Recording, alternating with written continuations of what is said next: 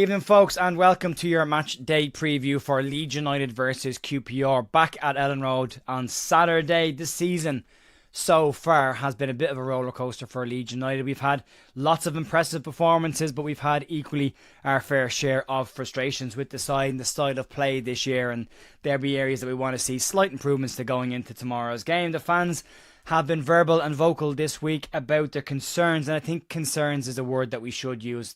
People have very much jumped into categories this week of Farke in and Farke out. I don't think we're there yet, but you should be able to criticise performances and criticise tactics without having to be branded as being one or the other.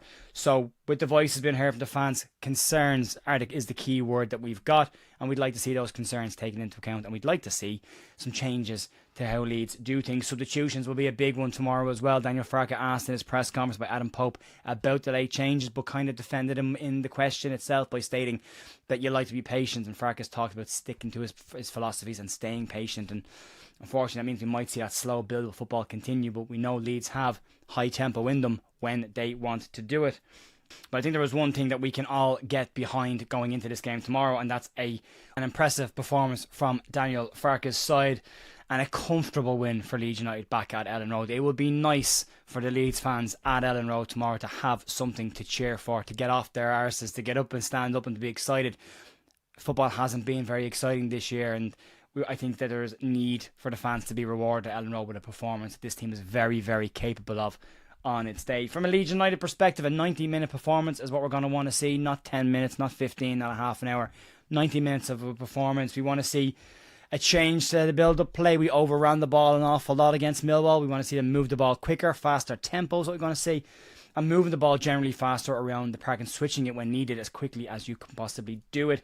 More bite is needed as well. Leeds lost 58% of their duels and second balls to Millwall during the week, and that is an area that's not very Leedsy. Leeds is known for having more bite in the team, and it's lacking in this team right now, and a little bit more nibble and a bit more fight is needed when Leeds will face off against a struggling but what will be a scrappy QPR side on Saturday. And if we do get a lead early on, let's go and finish the game. Let's not put the shackles on the players. Let's go win the game. We can manage the minutes out in the last half an hour and rotate players. Then heading into an international break, let's go get a number on the board and let's set a little bit of a marker down. We're waiting all year for Leeds to really set a marker down outside of possibly the Sheffield United game.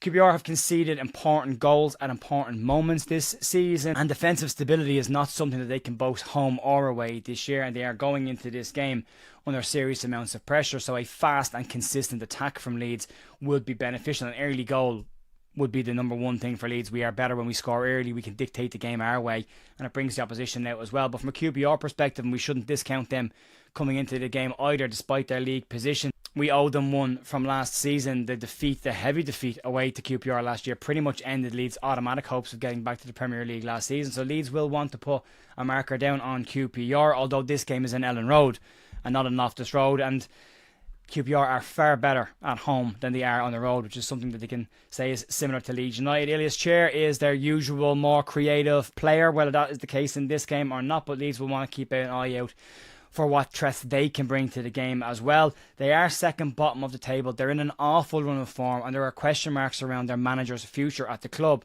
All of that puts their backs clearly and firmly placed against the wall. So Leeds will want to be very careful with this so they don't get caught by a team that absolutely have an awful lot to play for. If they can get a result away to Leeds United, it would be a massive result. It would take some pressure off the manager, and more importantly, it would start to move QPR more towards getting out of the relegation zone, second bottom and 5 points clear of safety right now. They will want to make sure that that gap doesn't get any bigger and they start to close it as quickly as they can. So if they can get a result, it takes pressure off them all around the board. It would be seen as a huge result for them. It would flip a lot of pressure then onto Leeds United. But as I said, QPR are better at Loftus Road than they are on the road, and their away form has them 15th in the away table so far this season, picking up just 6 points from their 6 away games so far. Leeds are joint top of the home form in this with Sunderland, picking up 16 points from possible 21 at home, but Leeds also have a better on the road record than QPR. QPR have 1 win all season, and as I said, 5 points from safety, so there's a lot on the line for them. Leeds just need to do their job, do it professionally, take care of business nice and early on, let the atmosphere get to them early on, and go and put a number on them as soon as you can. From a promotion rivals perspective, QPR have done actually okay against them. They drew 0-0 with Sunderland, they did 0-0 with Burnley as well, although they did have heavy defeats to Middlesbrough and Hull with 4 and 3 goals going in against them respectively.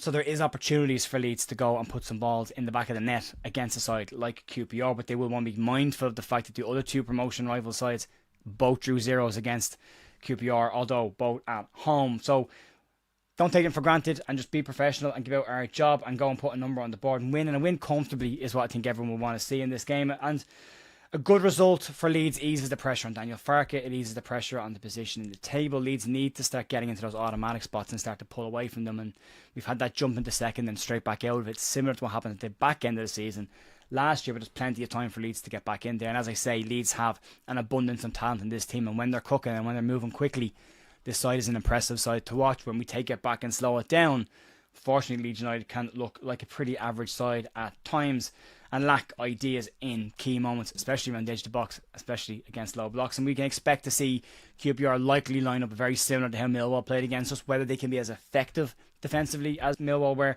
remains to be seen. Leeds have a great opportunity with the fact that Sunderland are the only other promotion rival playing on Saturday. They take on Coventry, so at least for a short time period, Leeds could move into second place in the league. And if the results go our way on Saturday, we will close the gap to that top spot to 1 point. Sunday then, the rest of the rivals kick into gear and Leeds will hopefully be able to sit back and enjoy watching. Then we got Sheffield Derby. Sheffield United play Sheffield Wednesday on Sunday.